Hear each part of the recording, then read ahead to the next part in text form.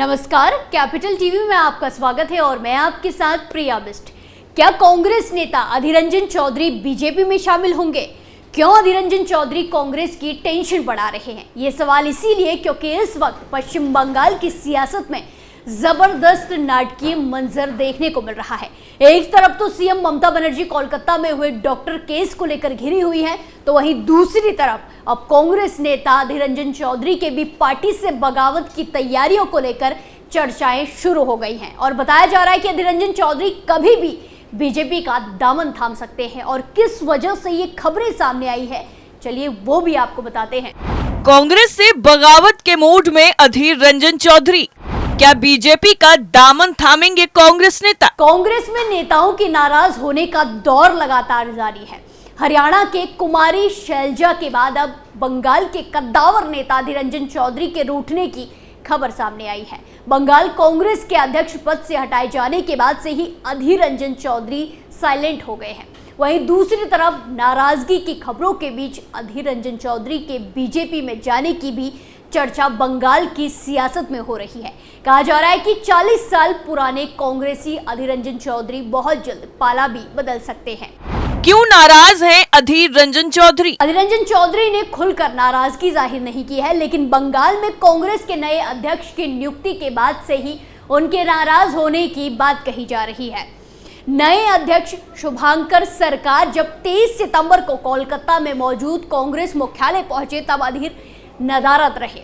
आमतौर पर ऐसे मौके पर पुराने अध्यक्ष नए अध्यक्ष का स्वागत करते नजर आते हैं। इतना ही नहीं, अधीर रंजन चौधरी ने शुभांकर को अध्यक्ष नियुक्त होने पर सार्वजनिक तौर पर बधाई भी नहीं दी है। अधीर रंजन चौधरी की नाराजगी को हवा इसीलिए मिल रही है क्योंकि हाल ही में जब उन्हें हटाने की कवायद शुरू हुई थी, तो उस वक्त उन्होंने कांग्रेस अध्यक्ष मल्लिकार्जुन खड़गे पर निशाना साधा था। अधीर रंजन चौधरी ने कहा था कि खड़गे अगर बीच चुनाव में मेरे खिलाफ बयान नहीं देते तो बंगाल का रिजल्ट कुछ और होता। दरअसल अधीर रंजन चौधरी के नेतृत्व में कांग्रेस बंगाल में ममता के खिलाफ मोर्चा खोल रखा था। इसी बीच खड़गे ने ममता को साथ लेकर चलने की बात कही। इस पर जब अधीर रंजन चौधरी ने विरोध किया तो खड़गे ने कहा कि मैं अध्यक्ष हूं और अधीर रंजन चौधरी मेरा फैसला नहीं मानेंगे तो मैं उन्हें पार्टी से निकाल दूंगा। अधीर रंजन चौधरी के नाराज होने की दो बड़ी वजह है। पहली वजह अध्यक्ष पद से हटाना है। अधीर रंजन चौधरी और उनके समर्थकों का मानना है कि बंगाल में उन्हें खुलकर काम नहीं करने दिया गया और जब रिजल्ट आया तो हाईकमान की तरफ से उन पर पद छोड़ने का दबाव बनाया गया। तो वहीं दूसरी वजह अधीर रंजन चौधरी के करीबी नेताओं को अध्यक्ष की कुर्सी नहीं देना है।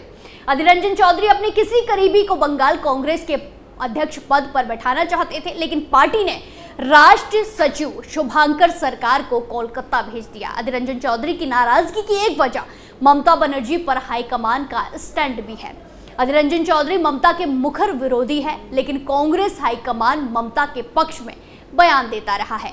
नाराज है तो बंगाल में कांग्रेस छोड़ेंगे? सवाल यही उठ रहा है कि अधीर रंजन चौधरी अगर नाराज हैं तो क्या कांग्रेस छोड़ सकते हैं? इस सवाल के उठने की एक और वजह है।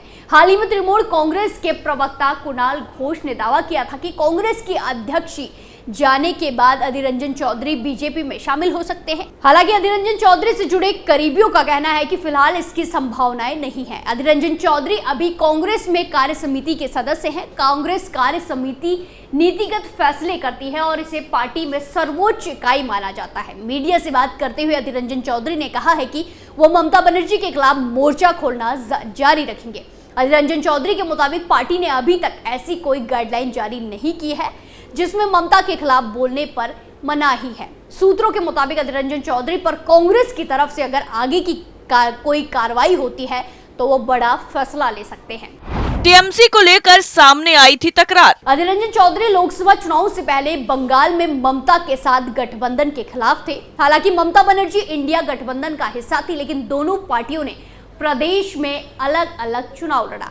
ये और बात है कि दोनों पार्टियों के बीच सीटों के बंटवारे पर सहमति नहीं बन पाई, इसीलिए मजबूरन दोनों अलग अलग लड़े। अधीर रंजन चौधरी का विरोध सहमति नहीं बनने से पहले भी था। आपको बता दें कि लोकसभा चुनाव से पहले कांग्रेस और टीएमसी के गठबंधन को लेकर अधीर रंजन चौधरी आलाकमान के खिलाफ हो गए थे। इसके बाद कांग्रेस अध्यक्ष मल्लिकार्जुन खड़गे को कहना पड़ा था कि उनकी राय आलाकमान और कांग्रेस पार्टी से अलग है, उनको बयान को निजी माना जाए। हालांकि अधीर रंजन चौधरी ने लोकसभा चुनाव में हार के बाद इस्तीफे की पेशकश की थी।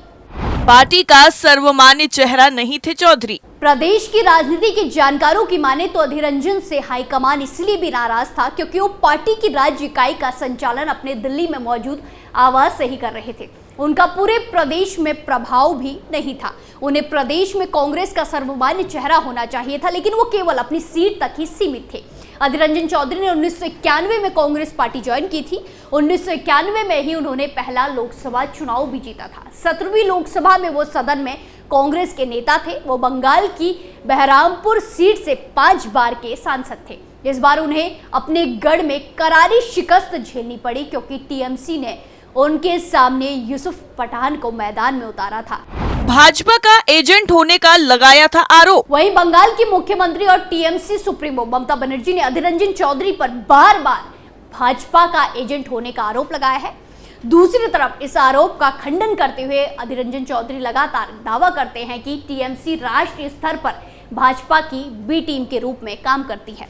अब चलिए एक नजर डालते हैं अधीर रंजन चौधरी की सियासी पारी पर और बताते हैं कि आखिर बंगाल में अधीर रंजन चौधरी कितने मजबूत हैं। दरअसल लोकसभा चुनाव में कांग्रेस के नेता रहे अधीर रंजन चौधरी मुर्शिदाबाद के बहरामपुर से सांसद रह चुके हैं। नक्सल आंदोलन से राजनीति में आए अधीर रंजन चौधरी ने 1996 में पहला चुनाव जीता था। तब वो 2019 तक लगातार चुनाव जीतते रहे। अधीर रंजन को कांग्रेस की राजनीति में लाने का श्रेय सिद्धार्थ शंकर रे को जाता है। हालांकि 2024 में उन्हें तृणमूल कांग्रेस के यूसुफ पठान ने हरा दिया। अधीर मनमोहन सिंह की सरकार के केंद्रीय रेल राज्य मंत्री रहे हैं। अधीर मालदा और मुर्शिदाबाद की स्थानीय सियासत में काफी मजबूत नेता माने जाते हैं। दोनों ही जिलों में लोकसभा की 4 और विधानसभा की करीब 20 सीटें हैं। 2019 के चुनाव के बाद कांग्रेस ने अधीर रंजन चौधरी को लोकसभा में संसदीय दल का नेता नियुक्त किया था। कांग्रेस ने ममता के आगे किया सरेंडर। लोकसभा चुनाव में हार के बाद बंगाल प्रदेश कांग्रेस के अध्यक्ष अधीर रंजन चौधरी को हटाने और उनकी जगह शुभांकर सरकार को बंगाल कांग्रेस का नया अध्यक्ष बनाए जाने के बाद सियासी बाजार गर्म है। शुभांकर सरकार को प्रदेश कांग्रेस अध्यक्ष बनाए जाने के बाद बंगाल की राजनीति के समीकरण पर सवाल उठने लगे हैं। ये सवाल किए जा रहे हैं कि अधीर रंजन चौधरी की तरह क्या वो भी तृणमूल कांग्रेस का विरोध करेंगे या फिर अच्छे रिश्ते कायम रखेंगे। शुभांकर सरकार के वामपंथियों के साथ रिश्ते कैसे होंगे। शुभांकर सरकार की नियुक्ति के बाद इस तरह के कई सारे सवाल उठने लगे हैं।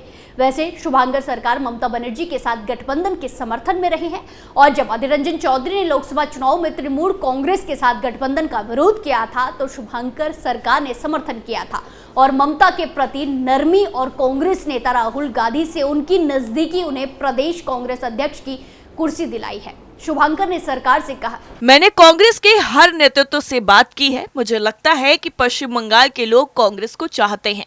पूर्व अध्यक्ष अधीर रंजन चौधरी प्रदीप भट्टाचार्य अपने अनुभव से मेरा मार्गदर्शन करेंगे। मैं आने वाले दिनों में टीम को मजबूत करने की कोशिश करूंगा, यही बड़ी बात है। लेकिन शुभांकर सरकार की नियुक्ति और अधीर रंजन चौधरी की विदाई ने कई सवाल खड़े किए हैं। राजनीतिक विश्लेषकों की माने तो अधीर रंजन चौधरी 5 बार के सांसद रहे। एक बयान जारी कर जिस तरह से उन्हें अध्यक्ष पद से हटा दिया गया, ये उनका अपमान है। प्रदेश कांग्रेस की जिम्मेदारी एक ऐसे नेता को दी गई है जिसे कभी एक चुनाव भी नहीं जीता है, जिसने एक भी चुनाव नहीं जीता और अखिल भारतीय कांग्रेस के सचिव और बंगाल युवा कांग्रेस के पूर्व अध्यक्ष के सिवा और कोई भी बड़ी जिम्मेदारी नहीं संभाली है और ना ही बंगाल कांग्रेस में उनकी बहुत पकड़ है। ऐसे में शुभांकर सरकार नेम प्लेट में तब्दील हो चुके हैं कि कांग्रेस में क्या बदलाव ला पाएंगे या कांग्रेस के विभिन्न गुट उन्हें कितना स्वीकार कर पाएंगे, इसमें संदेह ही है। ममता के रास्ते में कांटा बने थे अधीर रंजन चौधरी। अधीर रंजन चौधरी लगातार तृणमूल कांग्रेस और ममता बनर्जी का विरोध कर रहे थे। अधीर रंजन चौधरी का तर्क था कि कांग्रेस को खत्म करने का काम तृणमूल कांग्रेस और ममता बनर्जी कर रही हैं। तृणमूल कांग्रेस के साथ रहकर कांग्रेस का बंगाल में उत्थान नहीं हो सकता। तृणमूल कांग्रेस न केवल कांग्रेस नेताओं पर अत्याचार करती है बल्कि उनके नेताओं को भी तोड़ रही है। वो लगातार कांग्रेस को कमजोर कर रही है। अधीर रंजन चौधरी के विरोध के कारण ही लोकसभा चुनाव में कांग्रेस और तृणमूल कांग्रेस के बीच गठबंधन नहीं हो पाया था। ऐसे में कांग्रेस नेतृत्व में प्रदेश कांग्रेस के अध्यक्ष पद से ऐसे व्यक्ति को बैठाया है जो न केवल ममता बनर्जी से समझौते का पक्षधर है बल्कि राजनीतिक कद भी अधीर रंजन चौधरी जैसा नहीं है। ऐसे में कांग्रेस नेतृत्व आसानी से अपनी बात मनवा पाएगा।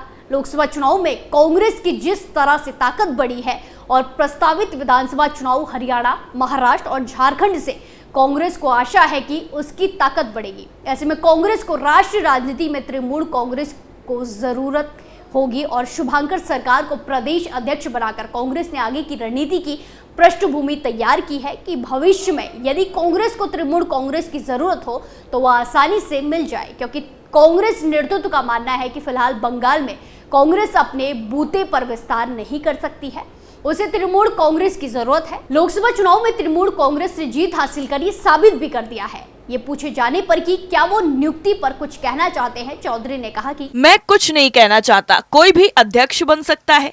प्रदेश पार्टी अध्यक्ष चुनने का अधिकार पार्टी आला कमान को है।